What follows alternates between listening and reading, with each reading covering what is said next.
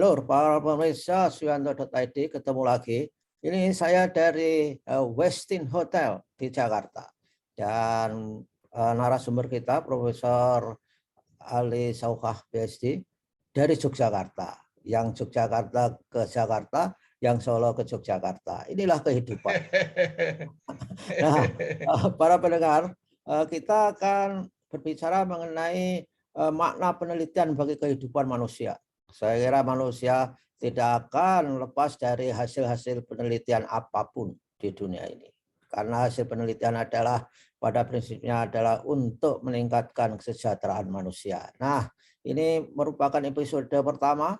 Jangan lupa selalu ikuti kita, klik subscribe supaya Anda selalu mendapatkan video terbaru dari Suyanto.id. Kita sapa dulu narasumber istimewa kita, Profesor Dr. Ali Saukhah, yang biasa juga Profesor Ali Saukhah PhD. Assalamualaikum warahmatullahi wabarakatuh, Pak Ali.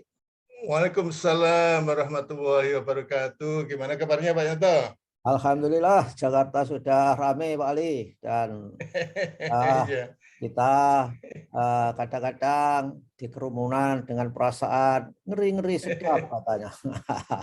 Gimana, Pak Ali? Di Jogja, saya di hotel tentrem itu seperti bukan tidak ada pandemi, adanya kelihatan cuma masker saja, gitu. Tapi rame.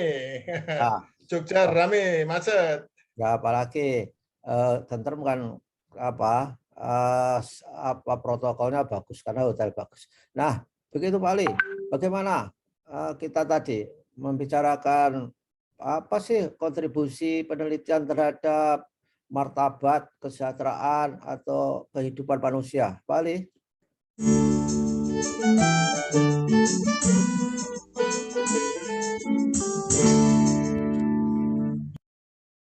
Ya, Pak Yanto, ini seperti kita mengajar di kelas kepada mahasiswa kita aja ya. Jadi target audiensnya itu ya mahasiswa kita, membuat konsep-konsep itu lebih mudah lah tentang penelitian, tentang ilmu, tentang kehidupan manusia. Jadi kalau saya melihatnya itu ada 3 komponen ya, 3 elemen, 3 aspek yang perlu dikait-kaitkan. Jadi kalau kita meneliti, maka harus ingat bahwa penelitian itu untuk apa? Penelitian itu untuk perkembangan ilmu. Jadi ada komponen penelitian, ada komponen ilmu yang perlu dikembangkan, dan ilmu itu untuk apa? Ilmu itu untuk kesejahteraan kehidupan manusia. Dari 3 hal ini, setiap kali kita meneliti, 3 hal ini harus dipikirkan. Jangan sampai penelitian itu hanya sekedar cari kredit poin saja, tidak tahu nanti apanya. Padahal itu, jadi misalnya juga untuk jurnal gitu Pak Yanto, jurnal itu kan bagaimana agar kemudian ada kebaruan, ada novelty. Ya, novel itu kenapa? Karena itu ingin penelitian yang diterbitkan di jurnal yang bereputasi internasional itu punya kontribusi terhadap perkembangan ilmu. Kalau ilmu sudah berkembang, untuk apa? Ilmu berkembang itu untuk kehidupan manusia, untuk meningkatkan kesejahteraan manusia, untuk meningkatkan kehidupan manusia. Jadi 3 komponen inilah yang mungkin bisa kita bahas pada hari ini, Pak Yanto. Ya, saya setuju. Semua orang setuju. Saya kira tanpa ilmu, manusia itu hidupnya tidak lebih sejahtera. Itulah sebabnya di dalam Al-Quran, orang yang punya ilmu, orang beriman yang punya ilmu itu derajatnya itu ditinggikan, lebih tinggi daripada yang tidak berilmu. Nah, gimana bahasan berikutnya, Pak? Ya, ya itu kalau dikaitkan dengan bagaimana yang tadi saya katakan, kenapa derajatnya itu lebih tinggi, karena dia memberikan kontribusi terhadap keilmuan yang akhirnya tujuannya mensejahterakan kehidupan manusia, yang membuat kehidupan manusia lebih baik. Jadi 3 hal ini, setiap kali kita melakukan penelitian, 3 hal ini jangan sampai dilupakan, bahwa kehidupan manusia, ini kalau dibalik ya, kehidupan manusia bisa lebih baik itu kalau dikontribusi oleh perkembangan ilmu. Perkembangan ilmu itu bisa dikontribusi kalau ada penelitian-penelitian. Penelitian-penelitian itu akan mengkontribusi perkembangan ilmu kalau hasilnya ada temuan-temuan baru. Nah, ini 3 hal ini. Ini mungkin memperjelas kenapa jurnal-jurnal bereputasi itu menghendaki adanya kebaruan, menghendakinya novelty. Itu karena ingin agar bisa mengkontribusi terhadap perkembangan ilmu, gitu, Pak Yanto. Yang sering dilupakan itu untuk apa perkembangan ilmu itu? Gitu. Ya, itulah sebabnya maka karena penelitian itu kesejahteraan, maka harus dilakukan dengan baik, dilakukan dengan prosedur yang melihat etika, moral, kaidah keilmuan.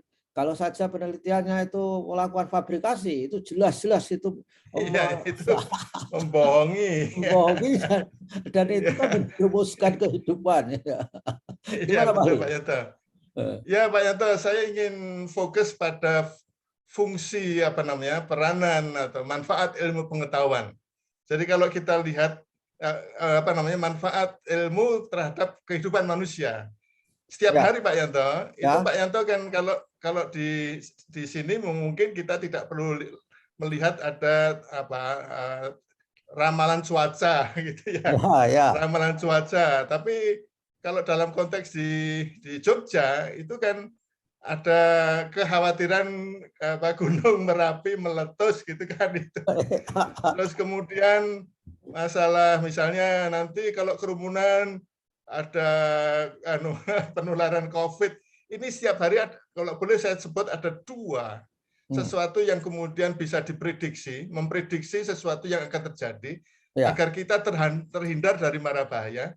Kemudian yang kedua mengendalikan sehingga kita bisa membuat sesuatu yang positif terjadi, membuat sesuatu yang negatif tidak terjadi.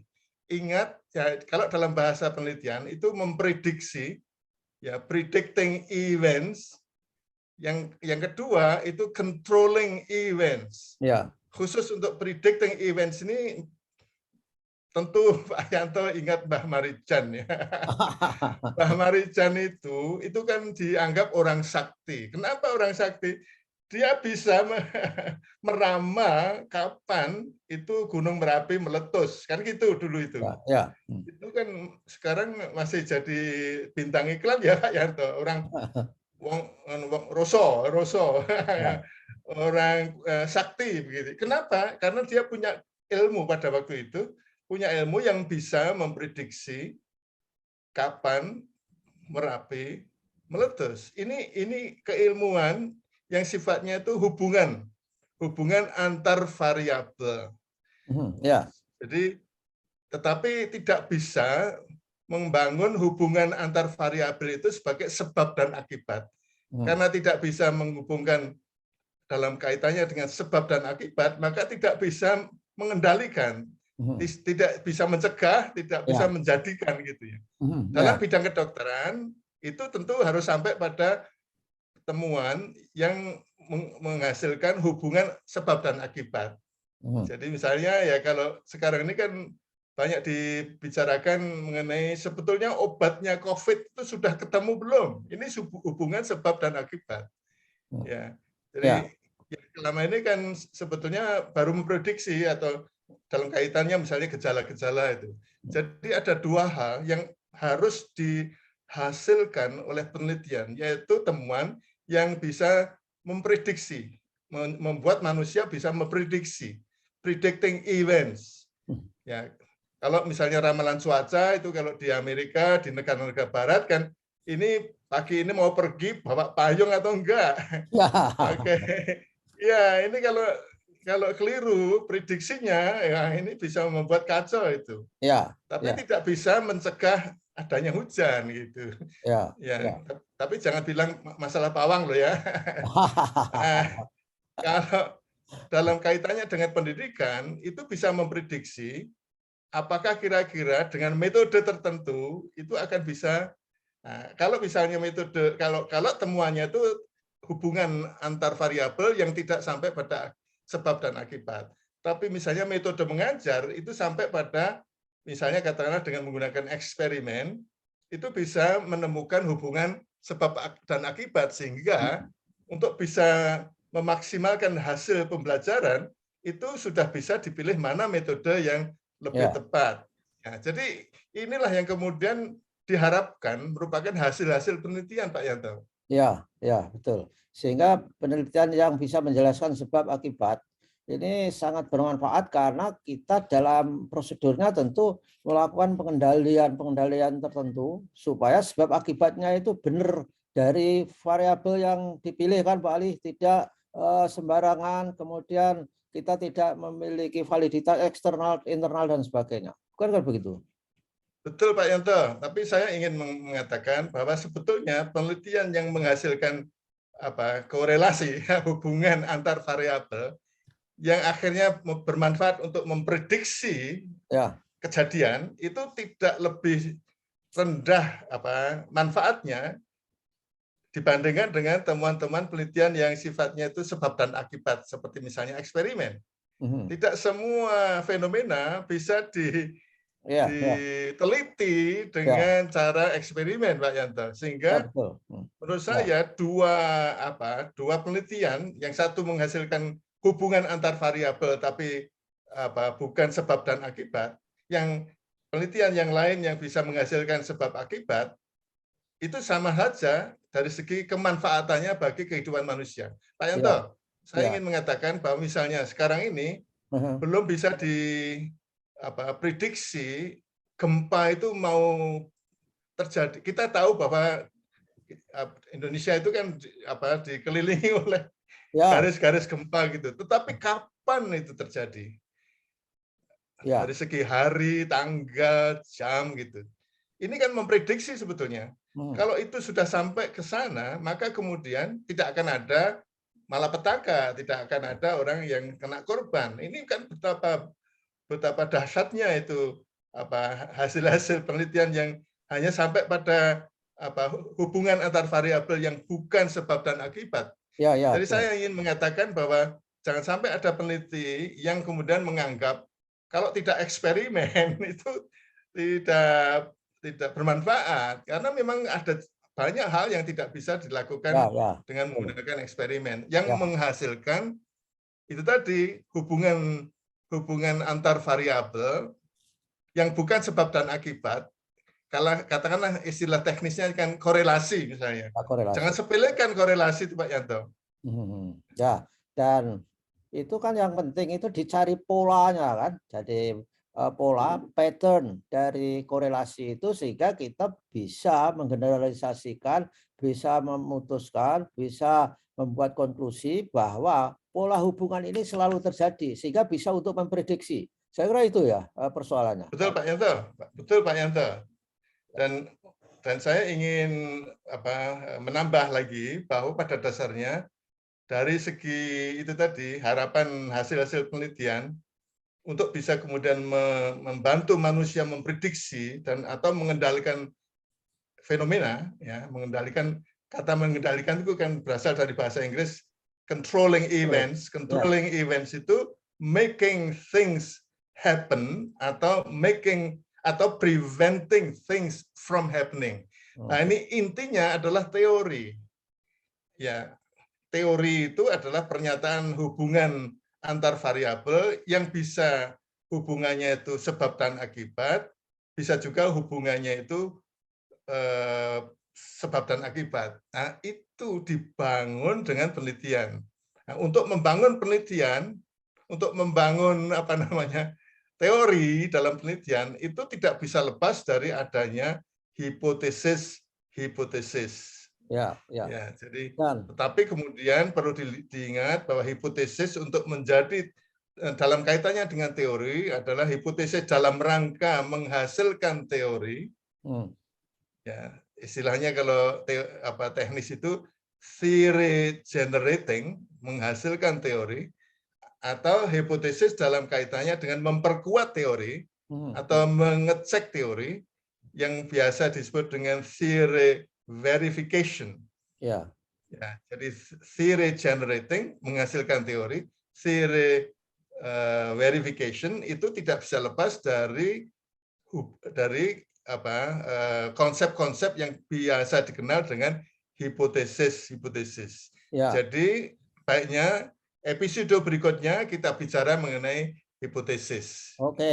Sederhana, tapi kita buat menjadi lebih mudah lah dipahami. Begitu Pak Yanto? Ya. Kita artinya bahwa dalam payung verifikasi itu bahwa hipotesis itu kan bisa dibuat untuk mendukung teori atau bahkan menolak teori. Bisa kan kita membuat hipotesis untuk menolak sebuah teori karena betul, diragukan, nggak relevan lagi misalkan saja. Bisa kan? betul. Ya baiklah. Jadi saudara-saudara, inilah pemanasan mengenai hipotesis. Anda jangan sampai tidak ikut kami berdua, ikuti kami kalau Anda masih ingin memiliki curiosity di dalam bagaimana membangun dan membuktikan hipotesis penelitian Anda. Terima kasih atas bersama Suyanto.id, share video ini supaya lebih bermanfaat bagi saudara, kolega, dan teman-teman mahasiswa ataupun dosen muda. Termasuk dosen tua juga yang belum tahu. Itu perlu disegarkan kalau dosen tua. Ada refreshing. Terima kasih Pak Ali ya atas kebersamaannya. Dan sama-sama Pak Yanto. Dan mudah-mudahan kita ketemu lagi. Saya masih harus berjuang untuk berjalan dari Jakarta ke Jogja hari ini. Mudah-mudahan ketemu lagi. Terima kasih. Wassalamualaikum warahmatullahi wabarakatuh. Waalaikumsalam warahmatullahi wabarakatuh. Terima kasih Pak Yanto. Terima kasih.